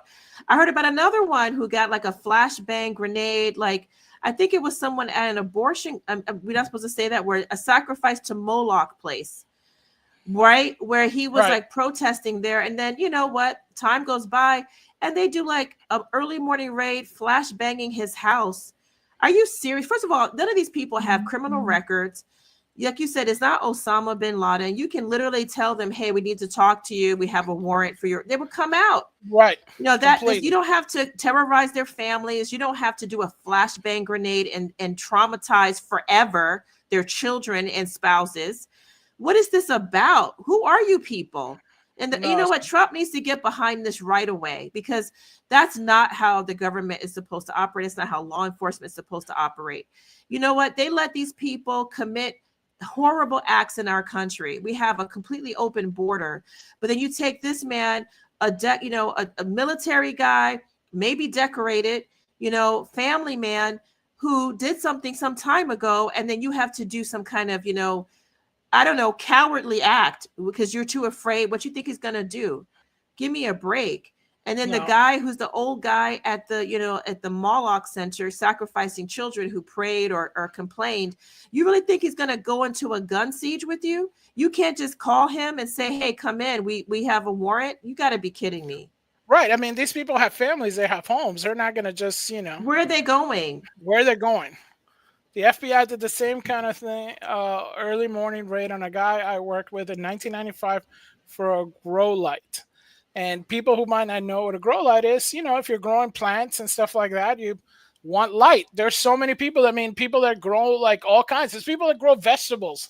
You know, it's not all grow lights are for, you know, the Bob Marley movement or whatever. Right, you know? right, exactly. Like, before the Bob Marley Devil's Parsley was made legal, it was illegal, and that was not still an emergency. Like, you would have to do an early morning raid on somebody because they're growing, you know, the devil's herb. Come on. Yeah, and oh my gosh, this is crazy. But this, just to finish it up, once outside, Luna was confronted by a dozen FBI SWAT team members, and for the first time in his life outside training as a police officer, he was placed in handcuffs. We have search warrant for your home, he was told. Being an expert witness in matters regarding search warrants as a police officer in California, Luna asked to see the warrant. He was told that once investigators arrived, they would show it to him. Didn't even get to see the search warrant. His fiancée and children were ordered out of the home at gunpoint because they're super dangerous and told to sit in the sidewalk across the street. Luna's 2-month-old newborn daughter was left in the home without familiar supervision for over an hour. I mean, what kind of mess is this, you know? I mean, why in the world would it be acceptable? I really hope that people hear this, because you need to understand what's going on. Would you think that somebody who participated in a protest, that you should put his minor children and his, you know, children's mom at gunpoint to leave the home? Are they a gang? It's just crazy. And this is insane. No, they're not. They're not. This was just intimidation. You know, they want to do this because why? They don't want you out there supporting a candidate they don't like. They don't want you out there supporting a movement they don't like. They don't like MAGA. They don't like any of those things. And so they want to make sure that the word gets out. If you do those, that's what this whole thing is about, you know. They don't really think the grandmother with the rosary beads who's in front of the, the sacrifice to Moloch center is really a threat to, to democracy or a threat of terrorism. No, they want you to stop doing that because they want more sacrifices to Moloch. And they want to then scare you from going out there. And that's how they do it. No, and I mean, the whole thing was kind of crazy. All right, let's talk careful about with Beans, that musical. So this is ads.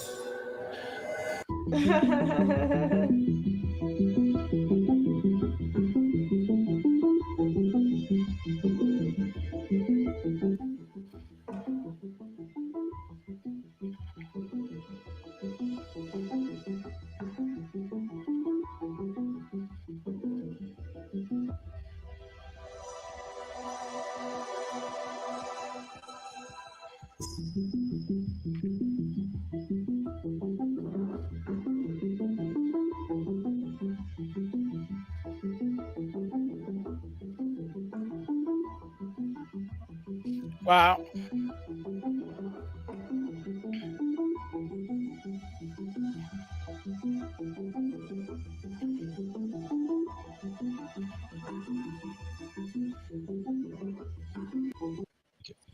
So I guess this is the. We'll just add this. It was screen. called on the Let's ring pause it camera. for just a second. We make it full screen. Hold on. I want to make it full screen so that you guys will put us off the screen completely, so they can still hear us, but it's off the screen. So go ahead. If you want to. Look at that. Oh my gosh. Yeah. So you got to what in the world?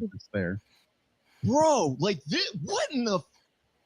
Dude, this looks like a rock footage. Dude, I've kicked in doors with terrorists with less people than this. In That's what I'm Afghanistan, saying, dude. You know, and you were in Iraq. I was in Afghanistan. I've kicked in doors where we don't roll up like this. We go up with a fire team of 4 dudes, and these guys are rolling out of trucks with. So can you pause it right there, real quick, Cam? This is kind of stuff I saw in Brazil.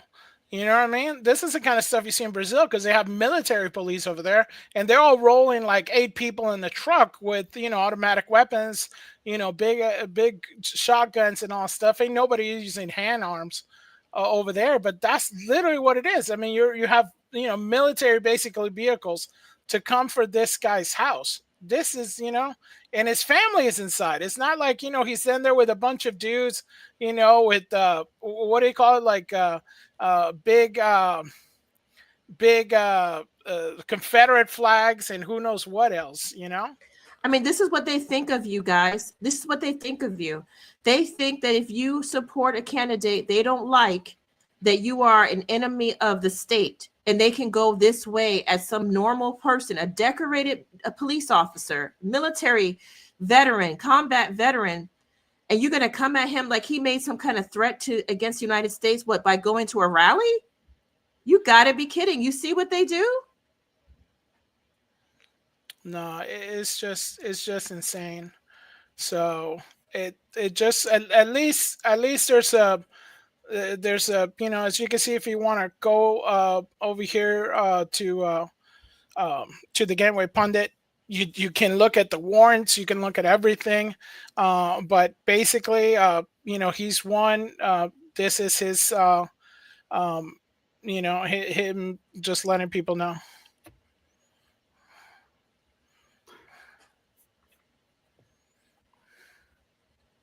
It is over. 4 years, 2 days away from 4 years, fam.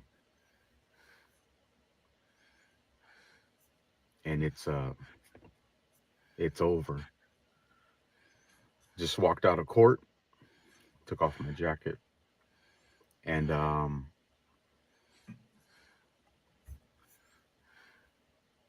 case dismissed against Alfredo Luna, who you guys know as Alpha. It is over. I'm free again.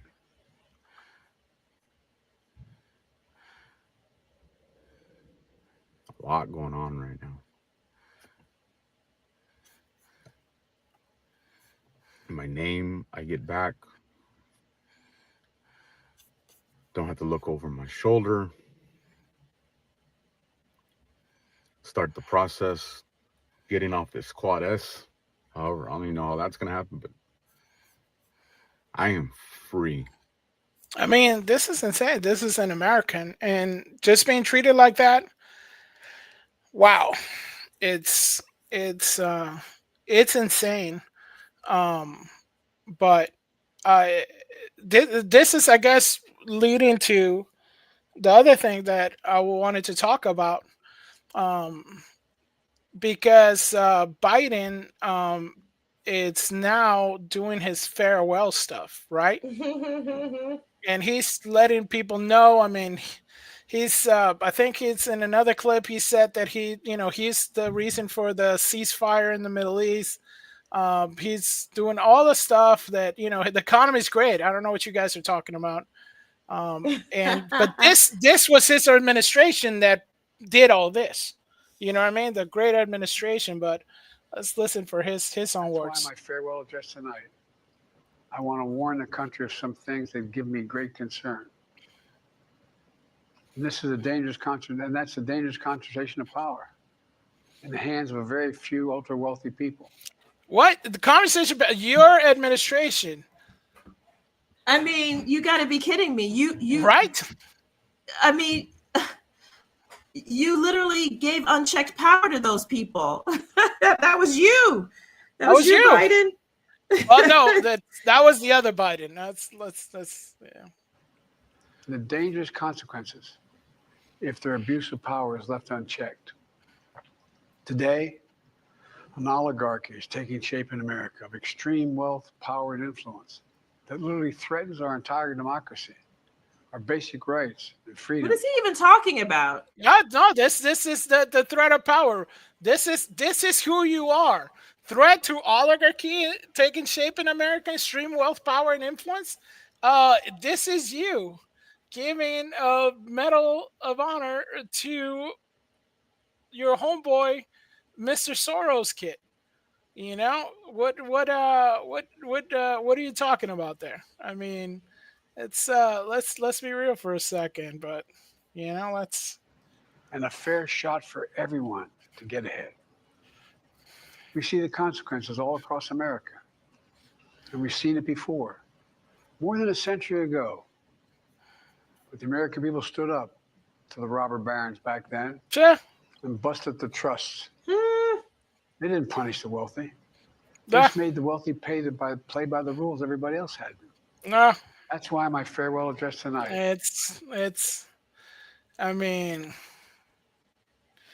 it's just this is the revisionist history. I mean, we got even President Obama got into it. It's like 4 years ago, in the middle of the pandemic, we need a leader with the character to put politics aside and to do what's right. That's Joe Biden did. On a time when our economy was reeling, he drove what would become the world's greatest recovery with 70 million new jobs, historic wage gains, and lower healthcare costs. He passed landmark legislation to rebuild our nation's infrastructure and address the threat of climate change. I'm grateful for Joe in his leadership, his friendship, and his lifetime of service to his country we love.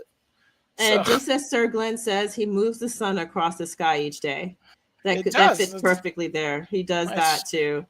And that's what he's doing. They're just trying to make themselves look like they did a better job than they did. I feel Obama feels that in a way, Biden is a continuation of his legacy. So if Biden's is tarnished, so is his. But I think that train has left the station. I think they both look much worse than they did before this last 4 years. It just feels like this is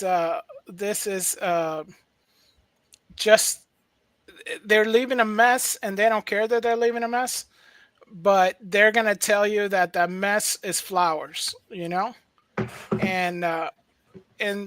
come on, man, we're not buying it.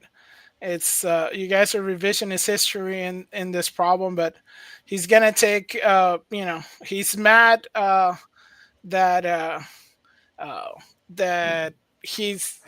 people are no longer gonna be able to fact check and things like this when we know that they weren't fact checkers.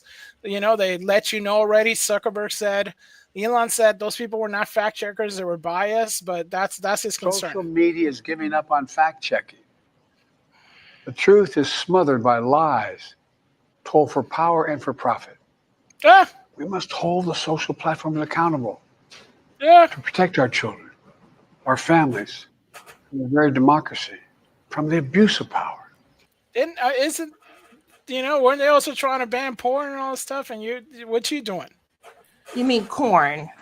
Corn. Corn. Yes, the corn. The corn on the cob. But he's trying to. I think he's trying to do kind of this turnaround thing where he's revisionist history. Well, we all know that everybody. I mean, when all the leaders wanted things to be done, they flew to Mar-a-Lago. They even were calling it little. Like the Southern White House or something like that. But don't think we're just saying it to say it. This is just recent. The Puerto Rico called on Trump to respond after Venezuela's President Maduro threatens to invade Puerto Rico. I mean, who did they didn't? Trump is not in office. Barack Obama, Biden, all these folks. He's not in office right now. What are you talking about? Yeah, I mean, that's pretty funny because they see him as the real leader. That's the main part. People see him as the main leader, and you guys are not.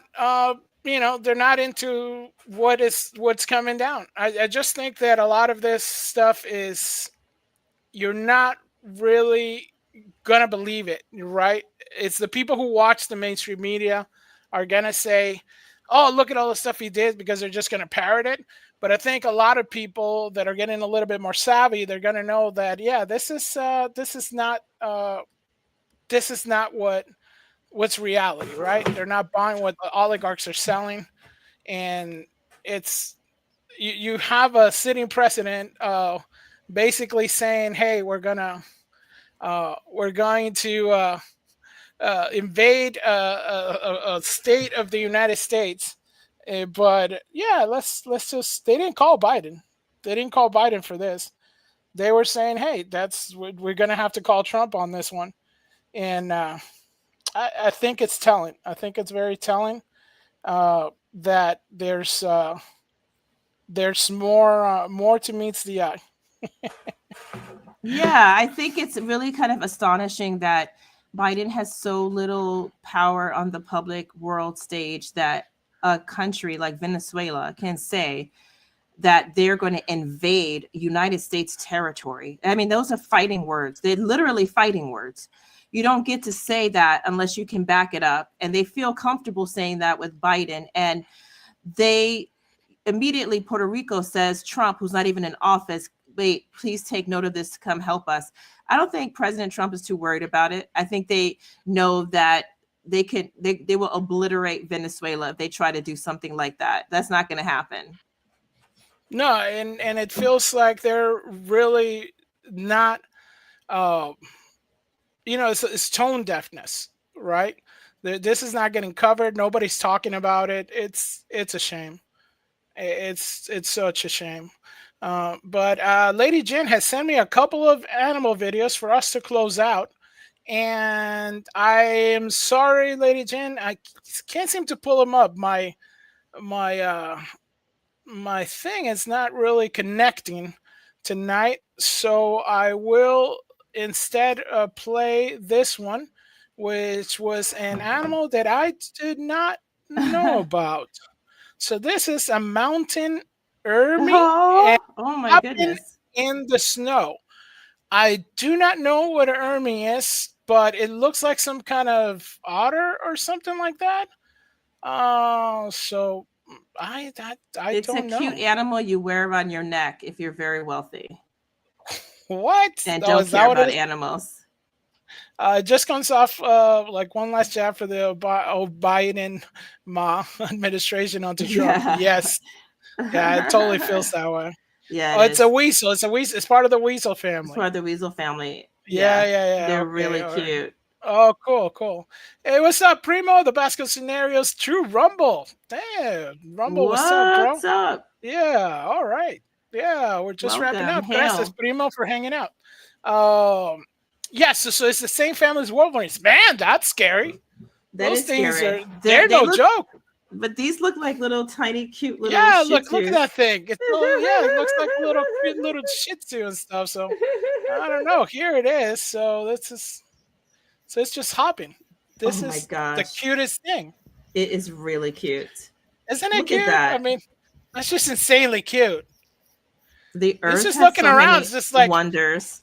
what's up, Negro? What's up? Yeah. He's the same Just chilling. color Yeah. as the snow. It's so cute. So his little like tail. That's the Right? only It's thing just that gives it away. It's a little sprite. right. It's like Wouldn't it and be it's funny though if he would flying. like eat you alive? Like if he's really vicious like a Right, like Wolverine? this is Like if you you're stopped making and pet him, he'd be like, he'd cut you. yeah, it's like, don't get close to me, fool. I'll cut you. I'll What you cut looking you. at? I What you see what looking you're looking at, fool. What you looking at? You I'm trying to just put me in hopping a along, coat hopping along. Yeah, don't on be putting on me in your a coat. lady's I know neck. you're looking. Yeah, Oh my gosh, he's so cute. I totally that want one. is hilarious. Yeah, that's part of the Wolverine family. Sure. Yeah, let's do that, right? That But is thank too you cute. everybody for hanging out with us today. We did rapid fire on today, Bang. and we got through a lot of stuff. Thank you, and We'll see you see again you soon. next week. Yes, Next boom, week boom. and maybe before. Yeah, we got some stuff coming up. Ciao, you, royal family. Lady Thank Jen, you. Sir Glenn, good Primo Basco, and we're out. Ave Maria, Maria, rogai por nós, Santa Mãe de Deus.